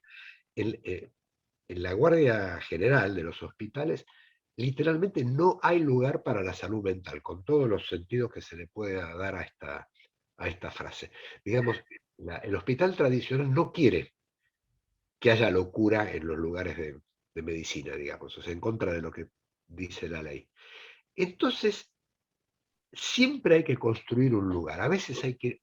Me encantó cuando Sandra decía que se sentó al lado de la paciente y esa fue la primera intervención. Uno de los casos que relato en el libro cuento exactamente lo mismo. O sea, el tomarse un tiempo para ir a buscar un banquito y sentarse es muy terapéutico para el paciente. O sea, el paciente ya entiende, acá va a pasar algo más, ya no va a ser un pim pum, vamos a trabajar, algo va a suceder. Les decía, bueno, hay que construir tiempo y hay que construir espacio. O sea, hay que armar un lugarcito. A veces es un lugar como un refugio en medio de un huracán. Digamos, es un acobijarnos donde podemos, incluso cuando se logra esa movida, algo del barullo, de la imposibilidad, de la incomodidad de no tener un consultorio adecuado, empieza a reflejar algo del material. O sea, por ejemplo, lo que sentimos sobre lo incómodos que estamos trabajando nos habla de lo incómodo que son para el paciente los síntomas. Una vez, no sé si eso bueno, pero no importa, se me ocurre una breve... Una vez yo atendía un caso de terapia de pareja en el servicio del hospital y no había dónde atender, no había consultorio, y hacíamos la entrevista en un lugar donde había gente ahí nomás, digamos. Estaba la posibilidad que los demás escucharan lo que hablábamos. Si hablaban, éramos dos terapeutas y un matrimonio. Entonces nos amuchábamos como para hablar en voz baja porque hablaban de cosas íntimas. Y se quejaban esto de que nos van a escuchar. No bueno, al final terminaron contando que su primera relación sexual había sido en un lugar promiscuo, en el que tenían miedo que los descubrieran y que los problemas sexuales venían, para ellos, digamos, estábamos reviviendo en la sesión de pareja algo del material que nunca había aparecido hasta que no pasó eso. Digamos, en ese trabajo tan incómodo, digamos, de conseguir el tiempo y conseguir el espacio, hay un elemento clave digamos, de lo que hace que a los pacientes se den cuenta ahora que están repitiendo algo de la vida de ellos. Así que bueno, insisto en que el tiempo no es un obstáculo. Por otra parte, en la urgencia nosotros no queremos lograr determinado objetivo. Digamos, yo decía que yo trabajo sin intención de psicoanalizar. No me propongo, no importa si no lo psicoanalice. Me propongo trabajar la urgencia. Entonces, tampoco tengo un límite para esa intervención. Y bueno, dejo acá por ahora, a ver cómo... Quería, si querés, Federico, para terminar, un comentario que por ahí también me preguntaban y yo había preparado, pero por cuestiones de tiempo no lo comenté. ¿Qué pasó, mínimo, qué pasó en la pandemia con todo esto? Porque todos estos valores, obviamente no lo vamos a poder desarrollar, ¿no? Pero todo esto que nosotros ponemos en valor, del acercarse, del contacto, se pausó en la pandemia, ¿no? Qué difícil fue informar en tiempos de COVID, lograr empatía, dosificar la información, encontrar el espacio adecuado. Qué difícil que fue todo esto, ¿no? Y yo yo tuve como dos experiencias, una fue con la sala de juegos y otra fue en la Sociedad de Pediatría, en un grupo que yo tengo, en un comité con pediatras, donde todo esto se hizo sumamente difícil, informar a través de lo que implicaba todo el equipo de protección para los médicos, la distancia prudencial, al principio se informaba por teléfono, estaba solo un padre recibiendo la información. La verdad que esto fue un gran desafío para los equipos de salud y para nosotros que acompañábamos, ¿no? No quería dejar de decirlo, que llevó a los que podían pensarlo en equipo, favorecerse mucho, pero tenían también mucha resistencia a encontrarse y a pensar. Estaban como más dispuestos a compartir información, ustedes cómo lo hacen, en ese hospital cómo lo hacen, acá cómo es, qué protocolo están usando, que a ponerse a cuestionar cómo se sentían respecto a estas cuestiones, ¿no? Así que bueno, no quería dejar de decirlo porque son valores que uno pone en valor todo el tiempo, valga la redundancia, y que en la pandemia se hicieron muy difíciles de atravesar, que bueno, en otra circunstancia podré comentarles ejemplos. Bueno, evidentemente, Sandra y Jorge, la producción que ustedes han compartido con nosotros, la experiencia de vuestros trabajos, ha despertado un montón de preguntas. Lamentablemente, y pido disculpas a los presentes, no poder ser voz de esas preguntas. Muchas preguntas y muchas felicitaciones siguieron quedando afuera para los dos, realmente ponderando características del trabajo de cada uno. Estamos llegando a un punto en donde deberíamos hacer un cierre de la mesa. Por eso, Jorge, me gustaría darte también un minuto más la palabra para si querés hacer un cierre vos también. Y es evidente, con esto cierro yo, que el tema que han traído ambos es de máximo interés para todo el mundo y que tal vez, vaya a saber, se pueda retomar en alguna otra mesa en algún otro momento. Así que ha sido un gusto. Está el Congreso. Ha sido un gusto escucharlos, ha sido un gusto coordinar esta mesa. Y Jorge, te cedo la palabra para hacer el cierre que tengas ganas. Bueno, qué difícil. La verdad es que fue apasionante, me encantó escucharla a Sandra, una compañera de lujo, y realmente noto un montón de coincidencias. Muchas gracias. Bueno, alguien preguntaba cómo se llama el libro, aunque figura por ahí, lo voy a mostrar, no sé si se ve ahí. Ese es. Se llama El loco se subió a un avión, antimanual de urgencias en salud mental. La verdad es que se terminó pareciendo un poco un manual, pero también es exactamente lo contrario, así que el nombre antimanual está bueno. Y bueno, como les decía en la presentación, me siento un poco como que tengo que decir algo de esto, como para que, digamos, esta frontera que forma la urgencia, esta frontera de la salud mental, está como bastante, digamos, los psicoanalistas nos estamos quedando afuera, digamos, ahí se hablaba del modelo médico hegemónico, digamos, la formación de los psiquiatras actuales es un poco deprimente en este sentido. Así que ojalá, digamos, esta charla, no sé, lo que intenté escribir yo, ayude a generar, digamos, algún núcleo psicoanalítico que se meta, digamos, que encare esta tarea. Bueno, de vuelta, les agradezco muchísimo, fue un placer compartir con ustedes, y bueno, y agradezco mucho los comentarios tan simpáticos del público, así que me despido con esto. Muchas gracias.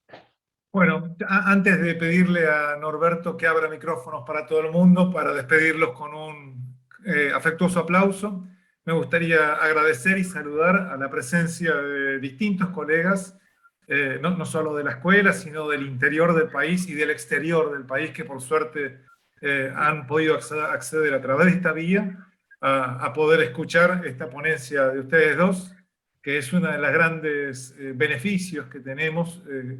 Gracias, les diría, a esta pandemia, podemos hacer algo remoto y accesible para gente de todo el mundo. Entonces, Bueno, saludo a todos ellos que están acá hoy de visita.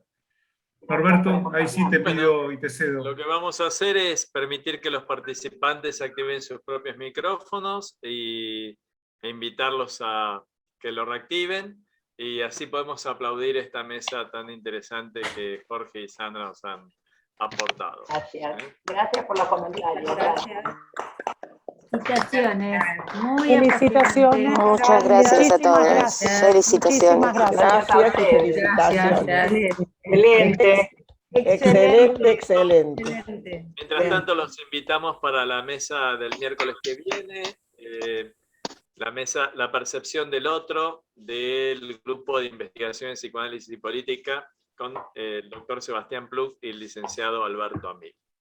Muchísimas gracias y nos vemos el miércoles que viene. Gracias. Gracias, Y en el Federico, por esta Congreso. invitación. Muchas gracias. El sábado el Congreso, los Salí. esperamos.